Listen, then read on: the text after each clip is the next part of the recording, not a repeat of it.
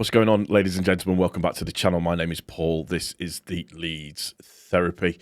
You'll see all of my socials appearing somewhere down at the bottom of the screen. So if you've not done so already, if you could subscribe specifically to the channel, onto the TikTok, stuff like that. If you could like this video for me, if you could put any comments that you want to make in the comment section down below, I would really, really appreciate it. So today we are talking about a really good overall 4-0 win from Leeds United against Oxford. The game, to be fair, went pretty much how we probably expected it to go.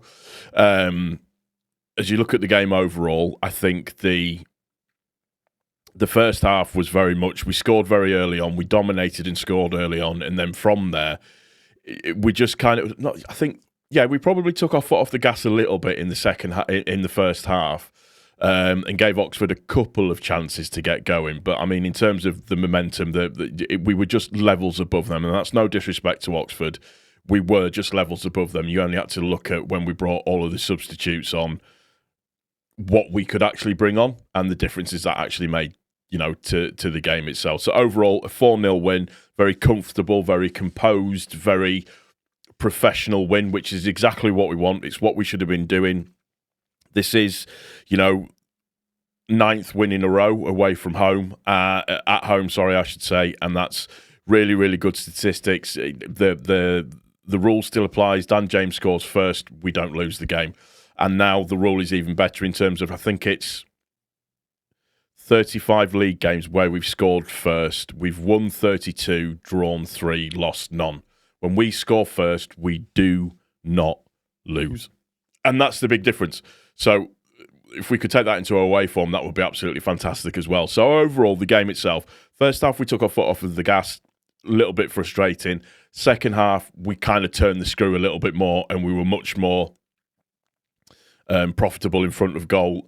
We were much more, in terms of shots on target and finishing, I think it was roughly about, 8 to 10 shots on target and 4 goals. So that's quite a good finishing percentage overall. So, like I said, I'm happy with that. So our formation 4-2-3-1, Oxford's formation 4-5-1. So we know what they were set up to do. Harris was going to be a lonely figure throughout the entirety of that game. So overall, like I said, it played out exactly how I thought it was going to play out. We had Ampadu coming back and playing his first 90 minutes as well. So overall, I thought Ampadu played well. I thought he had a very, very good game. Just steady, assured. It's almost like that partnership has been brought back again. So we know we have that comfort that if Struijk is going to be injured for a little bit longer, that Ampadu can then come in and he can cover on that left-hand side of central defence. He did a good job of carrying the ball out at the same time as well. So overall, I'm happy with the performance. I know people are going to say it was a bit boring in the first half, but when you look at it in terms of the opposition and also as well the conditions, I mean, the poor keeper coming, every time he took a goal kick, it went out. It was just, the conditions were all over the place and really difficult. And the game felt a little bit weird. And it started to get better once we got that second goal. Once that second goal came on, I mean, when you look at the momentum graph in the game, it's legitimately all us. There's nothing else you can say about that. It is legitimately all us. So let's go through players overall and what I thought. So Meslier in goal, a decent game. Did try to give them a goal towards the end of the first half with that stupid come out and punch and miss, which then gave them the headed chance that just went sort of slightly over. Byram, typical Byram, solid, steady away performance. Looked fine, looked good. He was changed for Schmidt, so the lesser-known Schmidt had a decent game. And again, I saw good things from Schmidt when he came in as well. Quick, fast, decisive, looked good. I don't think it's too long before we see Schmidt start, potentially, so we'll just have to wait and see. So we've got decent cover there. Ampadu, I've already touched on Ampadu. I thought Ampadu had a really good game. Rodon, again, his typical solid self. It's a clean sheet, so you take that all day long. Bogle, brilliant game for Bogle. I know a lot of people weren't happy with him in the last game. I thought he was okay. I thought a lot of good of what we did against Preston came from Bogle. Really nice to see him get his goal. That build-up play between him and James was just absolutely lovely. So Rothwell plays a stunning cross-field pass into James's feet. James takes the defender on. Bogle runs over. James passes the ball to him. Bogle then turns, plays the ball back to James. James then plays the ball back across to Bogle. And then Bogle just finishes with aplomb. Just a really, really, really nice finish. So, like I said, solid game overall. So I'm very, very happy with that. Rothwell, fantastic game, although Who Scored have marked him as a 6.8. I think he was a little bit better than that. I think he was better than Tanaka. Tanaka's had a couple of games now where he's a couple of misplaced passes, and that's you say it and you think, well, are we being too harsh on him, or we're not being fair on Tanaka? But the level that he's set is like somewhere up here. So for me, just anything when you see anything like that, it brings it down a little bit. But it is what it is. I still would not have him in the team. He's a brilliant person to have in the team. Excuse me. And then some of his passes as he went on were fantastic. You've got, God, I took a really weird intake of breath then. You've got Dan James. Dan James is doing Dan James things again. Gets a 9.1 overall. On Who Scored, we've got two players that have scored over 9.1 in terms of the statistics and everything. So you've got James, 9.1, great finish, great goal, some good crosses, some good penetrative play. Just they can't cope with his pace. He is one of the most in-form attackers in this league at the moment, and you cannot underestimate his tracking back and supporting of Bogle as well, which is really, really good. Aronson had a much better game today. Yeah, he fluffed one shot, but he was in and around, making nice little passes, and his goal was actually really, really good. So that, through ball from Piru, the spin, sorry, not from Piru. I can't remember who played it through. I'm not sure. I think it was James. The spin and the turn overall it might have been Solomon actually. It was Solomon that played him on. The spin and the turn and the really deftness of finish on that was really, really good to see. And you just see watching that and you go, you can do it. I don't know why you don't do it more often, but that's how many goals. That's 7 or 8 goals for him now this season. So American boy's doing well. The redemption arc's coming in, and I said that he should have been taken out of the squad because I think he was a little bit too tired, but he seemed a lot more on it today.